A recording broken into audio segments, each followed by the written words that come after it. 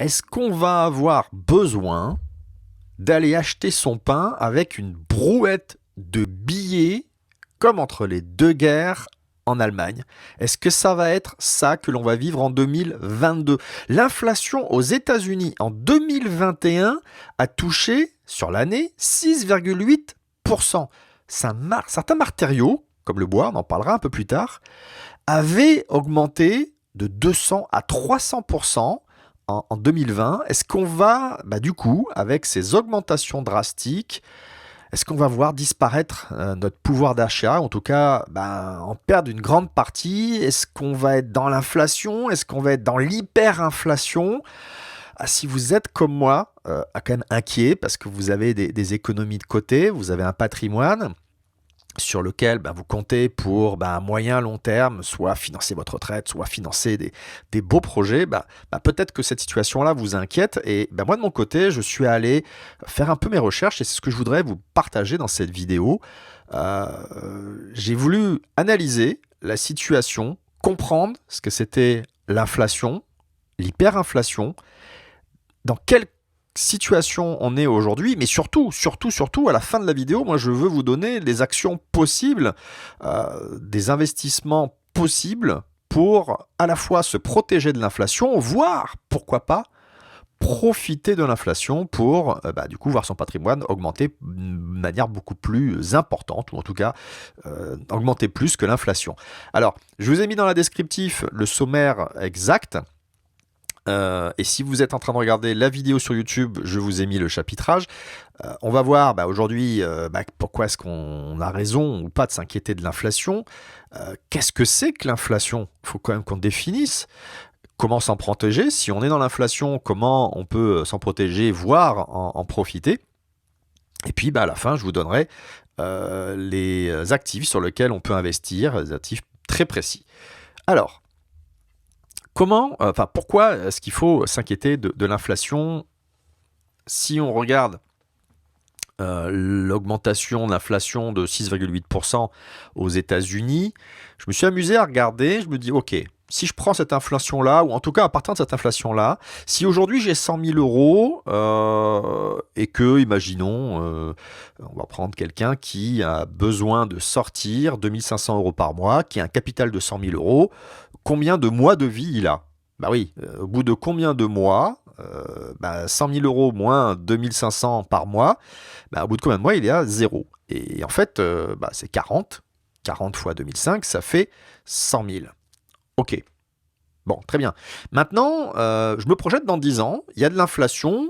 Alors, j'ai regardé avec une inflation de 7,2%, qui est proche de l'inflation qu'il y a eu aux États-Unis en 2021, parce que le 7,2, en fait, ça fait doubler les prix. Ça veut dire que si je ne fais rien de mes 100 000 euros d'aujourd'hui, je me retrouve dans 10 ans, j'ai toujours ces 100 000 euros, mais c'est pas 2500 euros par mois que je vais sortir, c'est 2 fois plus. C'est-à-dire 5 000 euros par mois.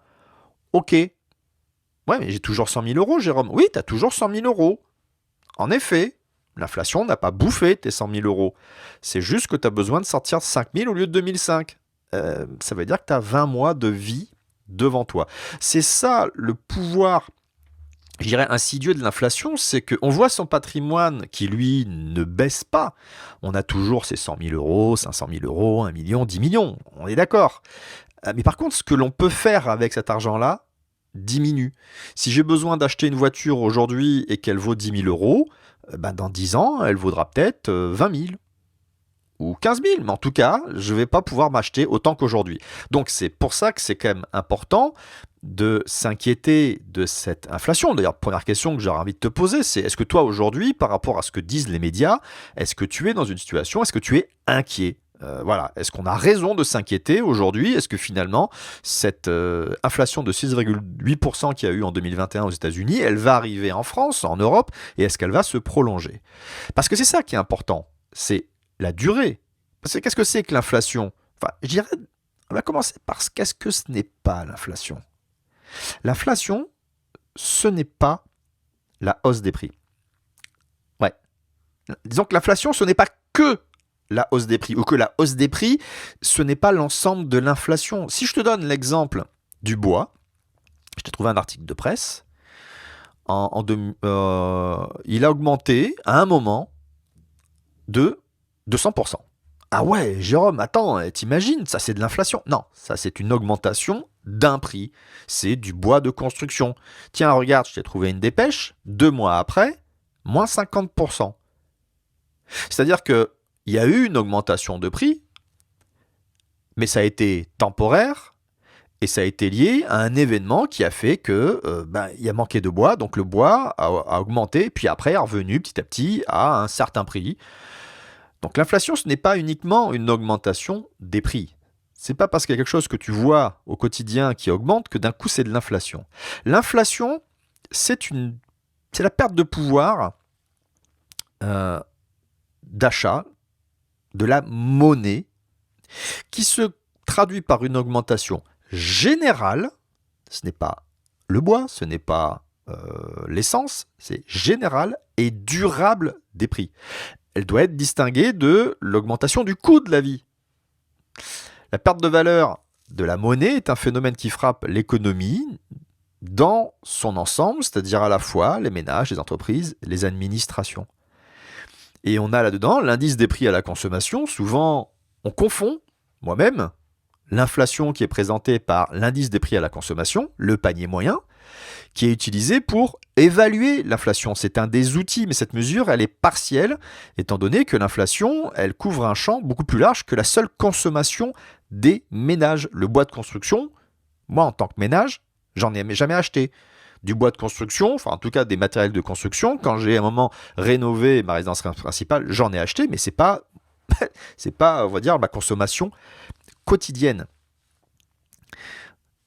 Et finalement, ce qui s'est passé, est-ce que c'est quelque chose de durable? Et est-ce que c'est général? C'est quoi l'inflation que l'on a devant nous, qui apparaît? Si on regarde, d'ailleurs je t'invite, là je vais te partager dans la description le lien, un article de Charles Gave qui fait un magnifique travail, une personne qui m'inspire beaucoup et qui a une énorme culture générale et économique en particulier. Donc si ça t'intéresse de vraiment beaucoup plus approfondir ce sujet-là. J'ai essayé d'approfondir moi de mon côté pour te présenter ce contenu, mais si tu veux vraiment aller beaucoup plus loin, parce qu'on va pas passer 2 heures sur ce contenu, tu peux aller cliquer sur le lien et voir l'article si tu aimes lire. En fait, on se rend compte que une grande partie de cette évolution de prix, elle est liée à l'effet Covid, à la désorganisation liée à cette épidémie, parce qu'il y a eu des ruptures logistiques, des ruptures d'approvisionnement, et ce qui fait qu'il y a eu une chute de l'offre, avec une demande qui était toujours là. Donc du coup, quand tu as un déséquilibre entre l'offre et la demande, le prix va dans un sens ou dans l'autre. Là, comme il y avait l'offre qui s'est écroulée et la demande qui était grosso modo toujours là, le prix par exemple du bois a explosé avant de revenir quand l'approvisionnement s'est remis à la normale. Par contre, ce qui est intéressant de voir, c'est il y a un autre aspect, c'est que ça fait quand même depuis 2008 que les États, une grande partie des États, impriment de la monnaie digitale, on va dire, mais il y a une impression monétaire pour diminuer leur taux d'endettement sur le dos des épargnants. L'inflation aussi vient de ce côté-là, et certainement là que cette inflation-là sera beaucoup plus pérenne, contrairement à un déséquilibre temporaire lié à l'effet Covid. Donc je t'invite à aller voir l'article de Charles Gave si tu veux aller beaucoup plus loin que ça. Donc on a une inflation qui a été spot, qui a été liée à une désorganisation, et puis il y a une inflation certainement, je ne vais pas dire qu'elle est organisée, mais en tout cas qui intéresse les États, puisque vu l'hyper-endettement qu'elles ont, l'inflation permet, de la même manière que je t'ai parlé tout à l'heure, 100 000 euros d'aujourd'hui, 100 000 euros de demain, en fait l'État, ils ont un flux de remboursement d'emprunt qui lui ne va pas évoluer. Dans 10 ans, ils rembourseront toujours la même quantité par rapport aux emprunts passés. Par contre, avec l'inflation, ils vont récupérer plus d'impôts. Ils vont augmenter leurs recettes sans nécessairement augmenter leurs dépenses. Donc ils vont pouvoir réduire leur taux d'endettement. C'est un effet mécanique. Alors, est-ce qu'on est en inflation ou pas ? Je t'ai présenté un peu les choses. Est-ce qu'on est en hyperinflation ? Parce que la photo que je t'ai présentée dans la vignette ou au début de cette vidéo, c'est la période hyperinflationniste de l'Allemagne entre les deux guerres.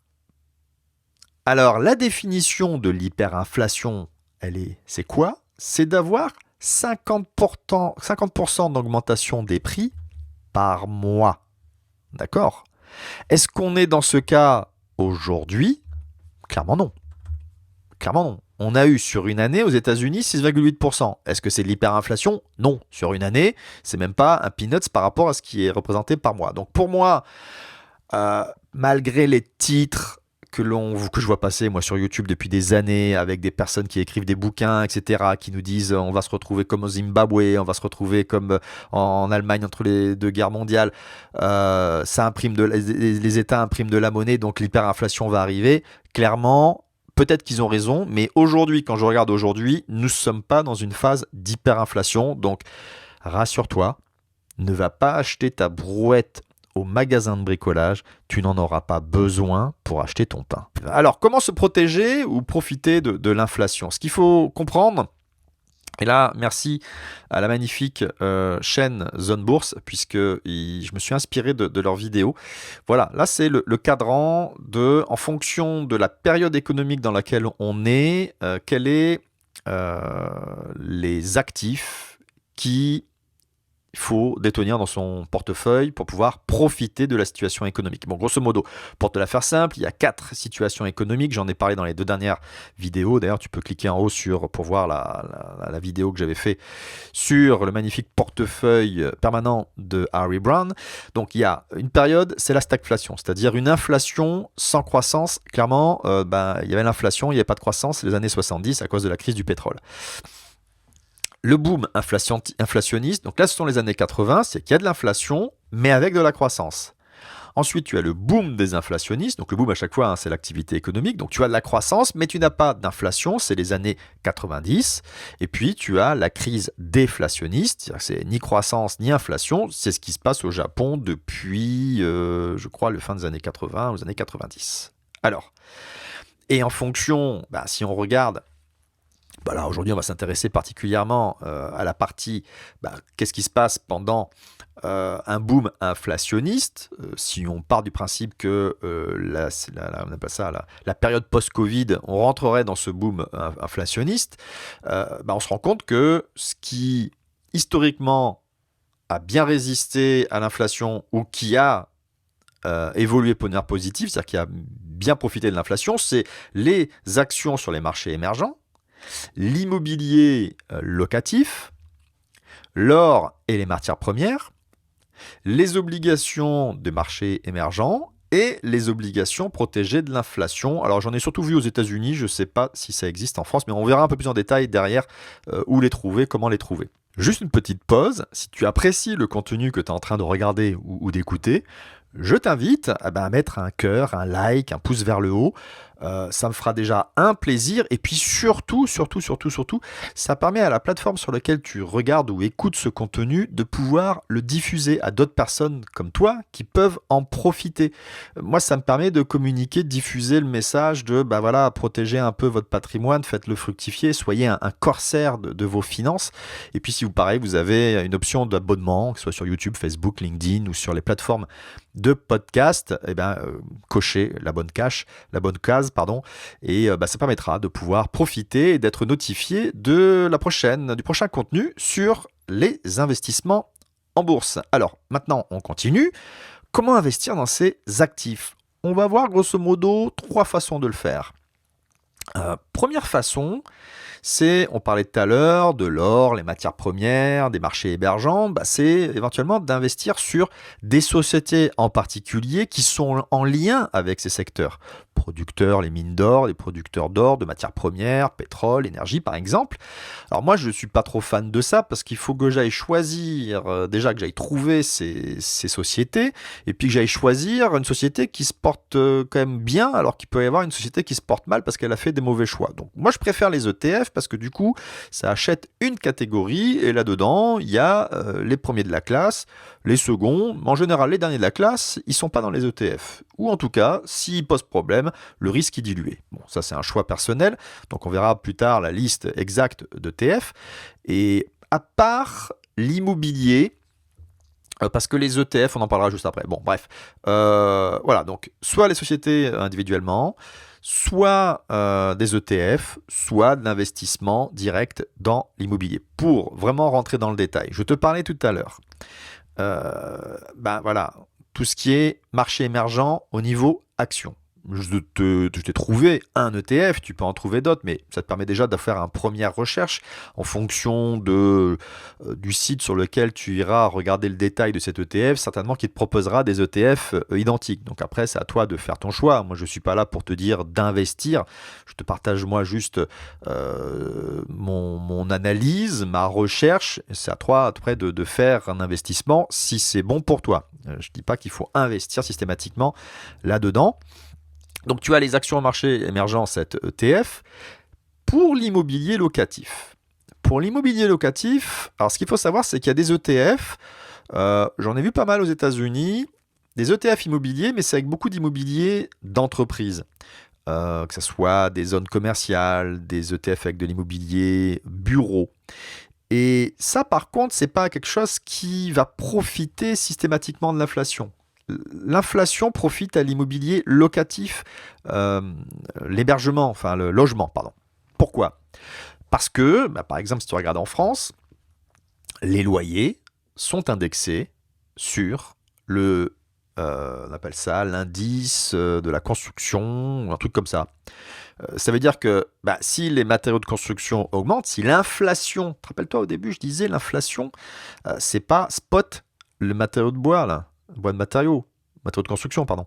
C'est l'ensemble. Donc, si à un moment, l'indice à la construction, tout augmente, l'indice de la consommation, tout va augmenter. Donc, toi, tes loyers vont augmenter parce que ça va être basé sur un calcul qui permet justement de faire évoluer les loyers en fonction de l'inflation et pas uniquement quelques produits qui augmente. Bref, je me suis un peu perdu, mais je laisse, parce que oui, je dis des fois des répétitions. J'espère que ça ne t'aura pas trop gêné. Donc l'immobilier, ETF pas simple. Pierre-papier, alors en France, on a ça.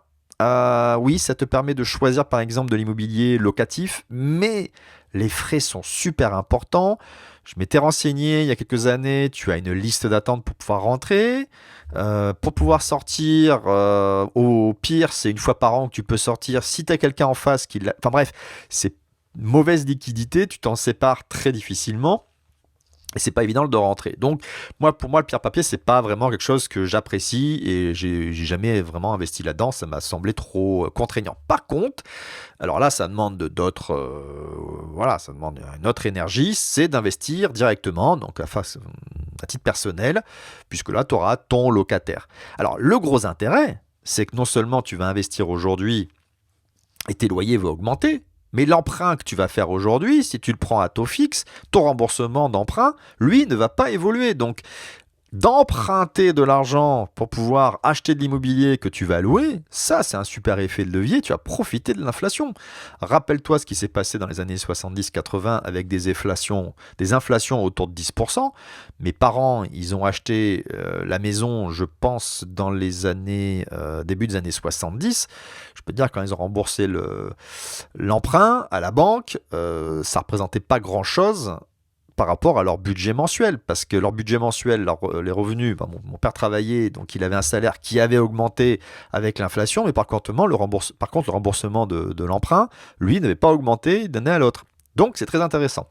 Donc l'immobilier locatif, pour moi, c'est pour les investisseurs particuliers que ça me semble vraiment très intéressant, un très bel effet de levier. Maintenant, l'or, les matières premières, donc soit tu achètes de l'or de manière physique, en laissant l'or dans le coffre de la banque ou par des intermédiaires tu achètes l'or, des pièces en particulier, et ça reste dans des coffres à Londres, à Singapour, en Suisse. Bon. Ou alors, il y a différents ETF sur l'or. Moi, je te partage celui que j'utilise. Donc, c'est un ETF. Donc, c'est quelque chose de très souple. Tu peux acheter et vendre très facilement. Contrairement à l'or physique, si tu veux acheter pour 10 000 euros d'or, tu vas pas avoir besoin d'acheter pièce par pièce. Et puis surtout, c'est que celui dont je t'ai choisi, celui que j'utilise, parce que je sais que j'avais lu dans les conditions, ils ont vraiment l'or dans les coffres. C'est une banque zurichoise. Et donc, moi, je suis rassuré. Je peux même être livré de mon or si éventuellement je voulais récupérer. Dernier ETF que je te partage, si tu veux donc du coup acheter des obligations protégées par l'inflation. Voilà l'ETF. Moi, j'ai pas investi là-dedans, de ce que j'en ai compris, mais je t'invite à faire bien sûr plus de recherches sur ce sujet-là. C'est des obligations qui ont dans leur règle de fonctionnement que l'évolution se fait en fonction de l'inflation, mais quand l'inflation disparaît, a priori, c'est pas très intéressant. Donc creuse un peu plus, mais dans les recherches que j'avais faites pour préparer cette vidéo, j'ai vu apparaître ça, mais je n'ai aucun retour d'expérience. Il reste un dernier élément dont on n'a pas parlé depuis le début, qui est très récent. C'est un nouvel actif que l'on appelait avant l'or numérique, mais dont le comportement ressemble de plus en plus à des actions, voire des small caps ou des... Ouais, ce sont les crypto-monnaies. Les crypto-monnaies lient des choses, que ça devrait faire ceci, ça devrait faire cela. Par exemple, le Bitcoin, on va avoir une quantité limitée, ce qui fait que c'est de nature un actif hyper inflationniste. Il ne pourra qu'augmenter puisque plus il va y avoir de demandes et il y a de moins en moins d'offres. Donc le prix, l'offre et la demande, ça devrait que aller vers le haut tant qu'il existe. Très spéculatif, attention, avec les crypto-monnaies. D'autres crypto-monnaies, elles n'ont pas cette même règle de fonctionnement. Donc quel est le fonctionnement? Quelle est la couverture de la crypto-monnaie? Certains disent c'est l'or numérique.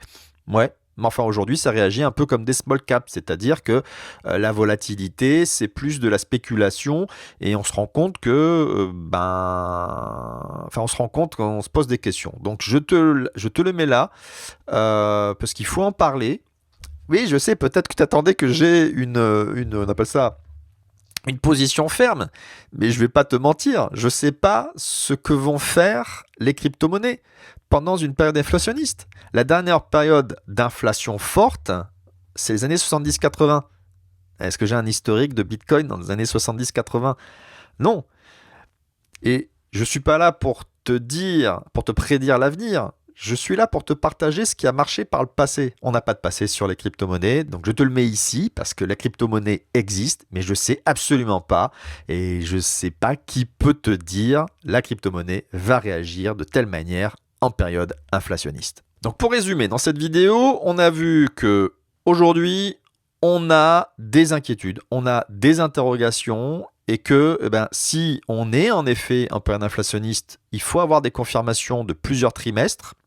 Donc là, on commence à arriver à un point de bascule, on commence à arriver à un virage où si l'augmentation des prix continue, ça va nous confirmer une période d'inflation. Donc du coup, tu as la liste des types d'actifs qu'il est intéressant d'avoir dans son portefeuille. Par contre, la limite, c'est que si on arrête l'inflation, les actifs qui marchent historiquement dans l'inflation ne seront pas nécessairement les meilleurs si on va sur un autre type de saison économique. C'est ça la difficulté de l'investissement, c'est de pouvoir, de se dire je dois prévenir l'avenir. J'ai des indices, je peux voir qu'il y a telle ou telle situation, prendre des actions, mais c'est par rapport au passé et au présent. De prédire l'avenir, honnêtement, je ne sais pas. Et par contre, c'est là où c'est intéressant, c'est que tu as des personnes, j'ai fait les dernières vidéos sur ces personnes-là, donc Harry Browne et Ray Dalio, qui ont conçu des portefeuilles qui contiennent plusieurs actifs qui marchent chacun dans un type économique. Donc on va retrouver l'or. Mais on va retrouver dans leur portefeuille des actions américaines, là, dont on ne parle pas normalement en période inflationniste. Et c'est des portefeuilles très simples à utiliser, il n'y a pas besoin de prédire l'avenir, il y a une opération minimum à faire par an qui dure quelques minutes et je t'ai mis le lien de la dernière vidéo, donc le portefeuille 4 saisons de Ray Dalio pour que tu puisses du coup voir une façon d'investir ses économies, de gérer son patrimoine sans avoir à prédire l'avenir et en n'ayant pas tous les jours besoin de regarder son portefeuille financier, n'ayant pas besoin chaque mois de prendre des décisions. La décision, le rééquilibrage, tu peux l'avoir une seule fois par an. c'est génial. Donc je te mets le lien ici, la vignette apparaît, et puis on se retrouve tout de suite, tu cliques et je te présente le portefeuille 4 saisons de Redaio. Je te dis à tout de suite.